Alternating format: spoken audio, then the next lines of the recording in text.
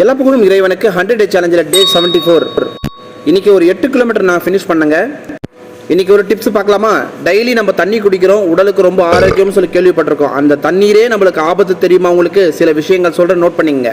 ஒரு நாளுக்கு 7லிருந்து 8 லிட்டர் தண்ணி குடிக்கணும்னு சொல்லி டாக்டர் சொல்லியிருப்பாங்க. ஸோ அந்த தண்ணி எப்போ குடிக்கணும், என்ன செய்யணும், அதை பற்றி பார்க்கலாம்.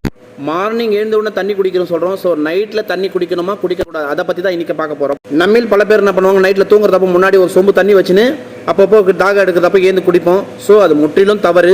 இந்த மாதிரி நம்ம தண்ணி குடிக்கிறதுனால என்னென்ன பிரச்சனைகள் வருது பார்க்கலாம். இரவில் நம்ம தண்ணி குடிக்கிறதுனால சிறுநீர் பிரச்சனைகள் வரும், செரிமான பிரச்சனைகள் வரும்.